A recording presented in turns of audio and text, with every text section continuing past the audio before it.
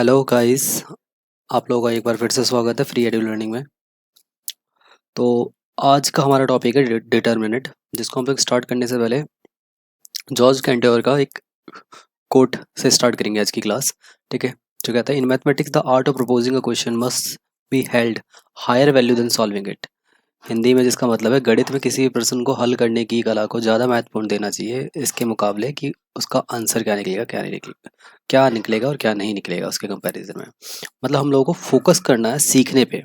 ठीक है, हमारी क्लास में यही बोलता हूँ आप लोगों से कि सीखने पे फोकस करो, एक बार सीख गए तो आंसर अपने आप ही निकलने लग जाएगा।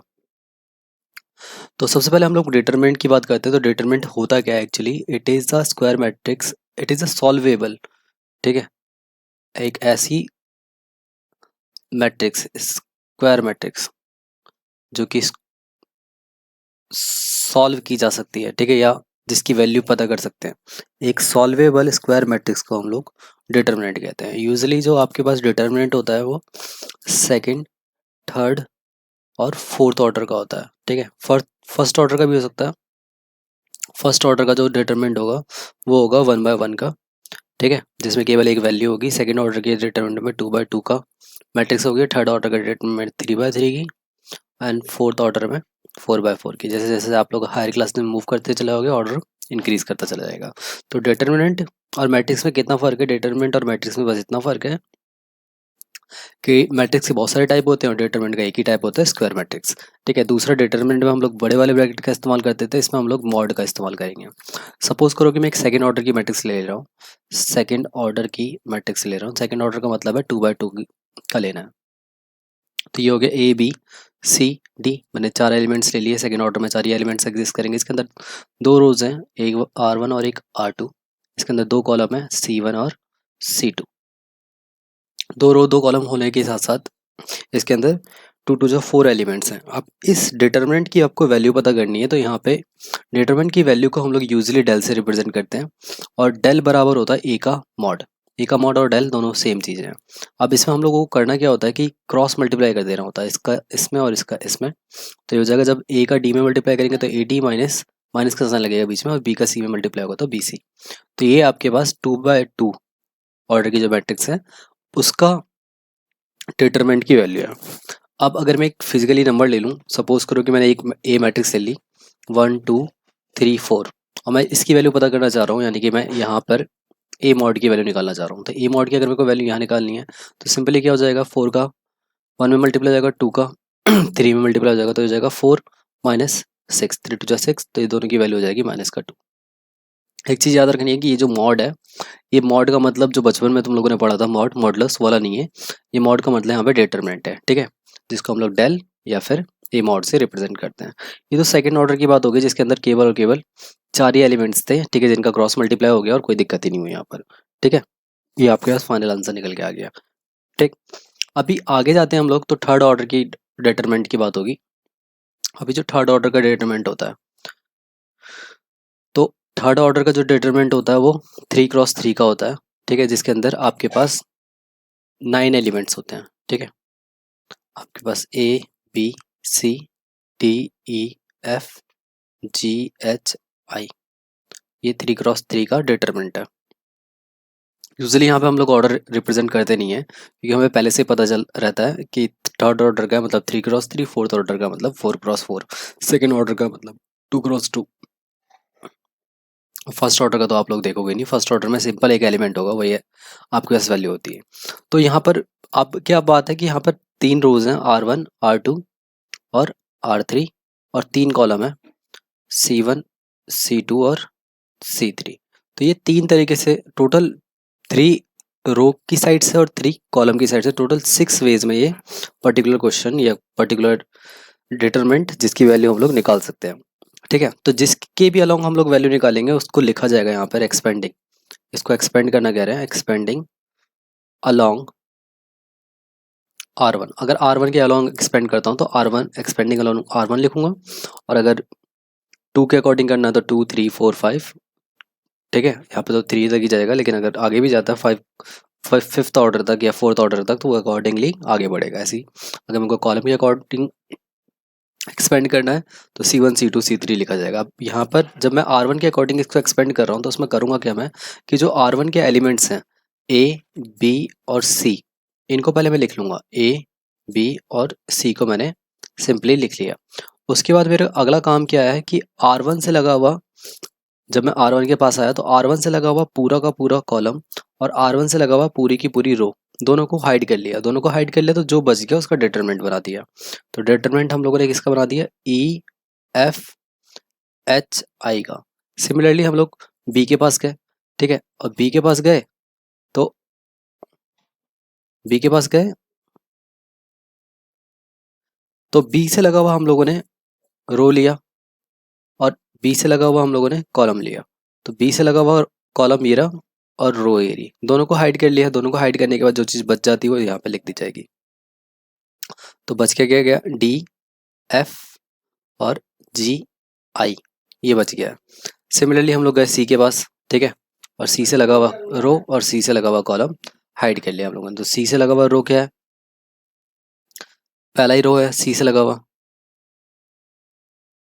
तो ये है C से लगा हुआ रो और ये है C से लगा हुआ कॉलम। तो दोनों को हाइड कर लिया तो बचा गया हमारे पास D E G H, ये बच गया हमारे पास, ठीक है।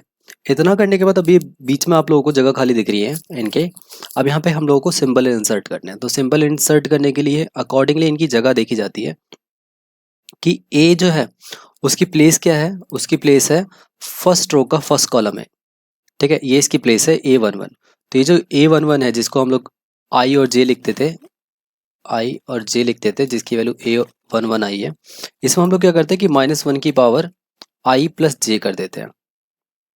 तो यहाँ पर आ जाएगा आपके पास -1 की पावर 1 + 1 और यहाँ पे आ जाएगा आपके पास -1 की पावर 1 + 2, क्योंकि फर्स्ट रो का सेकेंड एलिमेंट, और यहाँ पर आ जाएगा -1 की power 1 +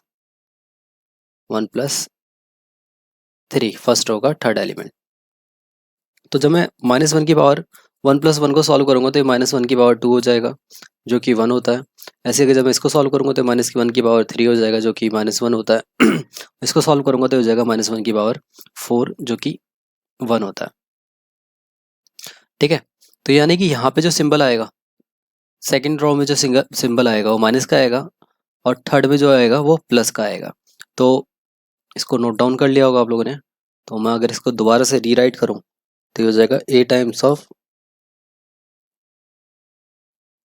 E F H I minus B times of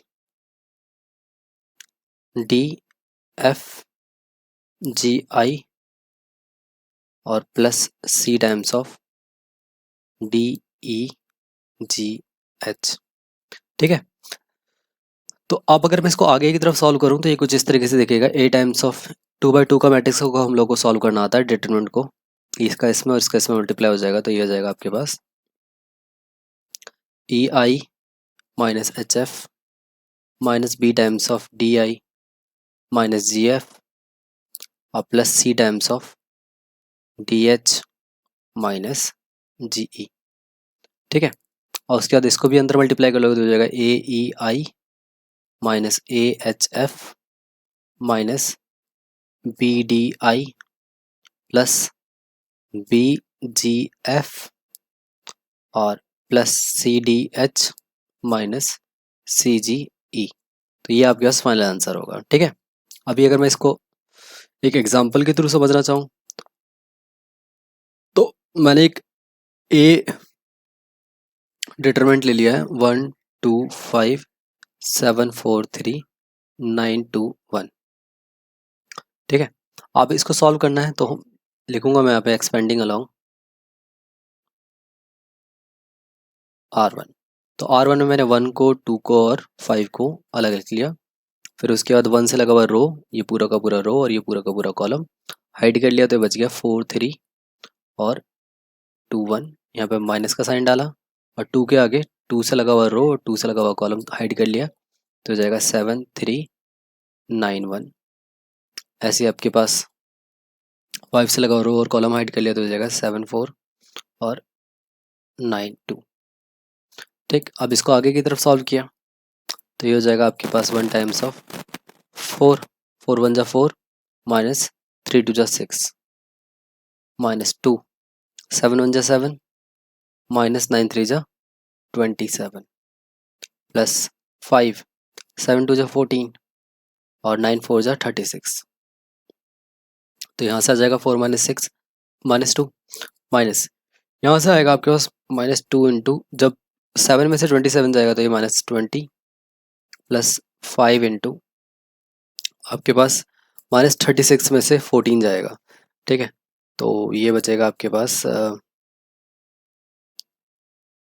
2 और 2 22 माइनस का अभी, तो ये हो जाएगा आपके पास माइनस 2 माइनस माइनस प्लस 40 और प्लस माइनस माइनस 110। तो हो जाएगा आपके पास माइनस 2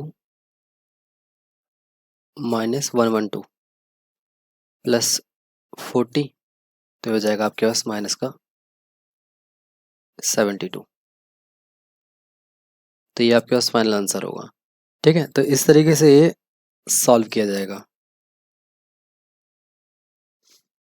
डिटरमिनेंट निकाला जाएगा। और डिटरमिनेंट की एक खास बात होती है, आप कहीं से भी इसको एक्सपेंड कर लो, इसकी वैल्यू में चेंज नहीं होता। ठीक है, अब अगर सेम डिटरमिनेंट है ए, जो कि था A B C D E F G H I, अगर मेरे को इसको सपोज करो कि C1 के अलॉन्ग एक्सपेंड करना है, एक्सपेंडिंग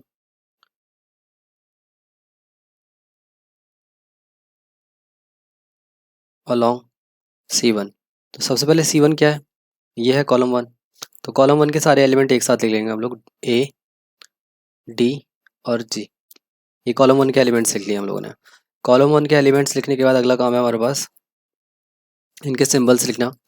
तो ये प्लस का होता है, ये माइनस, ये प्लस, ये प्लस आ चुका तो यहाँ पे माइनस, यहाँ माइनस आ चुका तो प्लस, प्लस आ चुका तो माइनस, माइनस पे प्लस, प्लस पे माइनस और माइनस पे प्लस। ठीक है, एक ये शॉर्टकट है, वो rather than doing that I J thing, ठीक है, I plus J thing, we can do this thing. ठीक है, तो ए प्लस कराएगा, डी माइनस कराएगा, डी माइनस कराएगा और जी प्लस कराएगा, जी प्लस कराएगा। ठीक है, अब एलिमेंट्स को अरेंज करना है। तो ए के लिए ए के साथ के छुपा लोगे पूरा का पूरा और ये पूरा का पूरा छुपा लोगे, तो हो जाएगा ई एफ एच आई। फिर डी के लिए डी का पूरा और पूरा का पूरा रो और पूरा का पूरा कॉलम छुपा लोगे, तो जाएगा बी सी एच आई। और जी के लिए जी से लगा हुआ रो और कॉलम छुपा लोगे, तो हो जाएगा B C E F.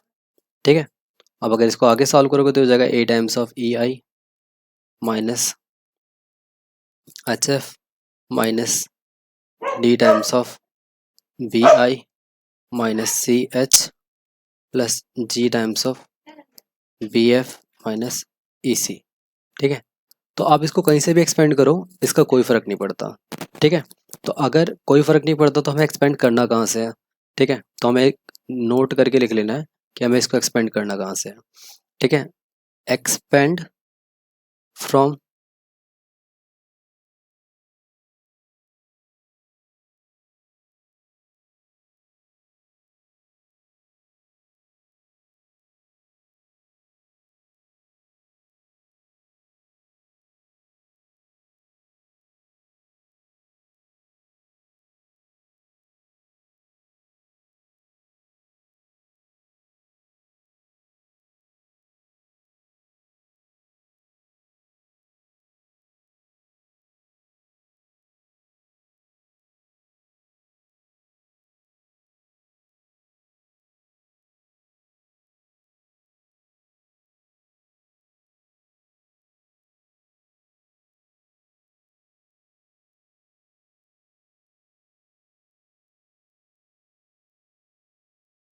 Maximum zeros. ठीक है, जहाँ पर सबसे ज़्यादा जीरोस हैं वहाँ से एक्सपेंड करो।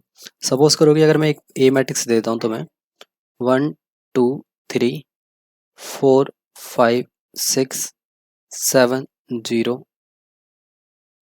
2, तो आपको क्या करना है, इस मैट्रिक्स को या तो फिर आप यहाँ से एक्सपेंड कर लो C2 से, ठीक है, या फिर R3 से एक्सपेंड कर लो, ठीक है, क्योंकि यहाँ पर एक जीरो है, तो जहाँ कहीं पे भी आपको जीरो दिखेगा वहीं से आपको एक्सपेंड करना है। ऐसे अगर मैं आपके पास एक और मैट्रिक्स ले लूँ 1 0 0 2 3 7 4 5 3, तो इसको कहाँ से एक्सपेंड करना है, आपको इसको R1 से एक्सपेंड करना है। ऐसे अगर मैं एक और मैट्रिक्स ले लूँ 1 2 3 7 0 0 4 5 7, तो इसको R2 से एक्सपेंड करना है। बस आपको ये देखना है कि जहाँ पर सबसे ज़्यादा जीरोज़ हैं उसको वहाँ से एक्सपेंड करोगे, तो जैसे कि अगर एक जीरो है तो आपके पास एक स्टेप बच जाएगा, और आपके पास अगर दो जीरोज़ है तो दो स्टेप बच जाएंगे, ठीक है। इसलिए हम लोगों को उसी तरीके से एक्सपेंड करना है, ठीक। इतना काफ़ी है एनसीईआरटी का 4.1 करने के लिए, और डिटरमिनेंट के जितने भी क्वेश्चंस बनते हैं। जो डिटरमिनेंट की प्रॉपर्टी है कि अगर k टाइम्स ऑफ a है, अगर कोई भी मैट्रिक्स A बराबर k टाइम्स ऑफ b के बराबर है, तो अगर मैं दोनों साइड डिटरमिनेंट निकालता हूँ तो A का जो डिटरमिनेंट होगा वो k की पावर n ऑफ b के डिटरमिनेंट के बराबर होगा, ठीक है। ये चीज़ आपको यूटिलाइज करनी है, ठीक है। सपोज करो कि अगर आपके पास A दे रखा है A B C D, और अगर आपने A का डिटरमिनेंट निकाला तो वो निकलेगा आपके पास AD माइनस BC। इसी तरीके से अगर आपने 2 टाइम्स ऑफ A निकाला तो वो निकलेगा 2A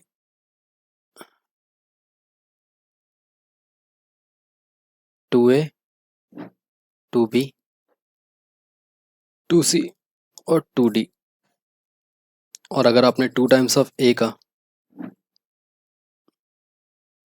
और अगर आपने 2 टाइम्स ऑफ A का डिटरमिनेंट निकाला तो हो जाएगा आपके पास 2 2 जा 4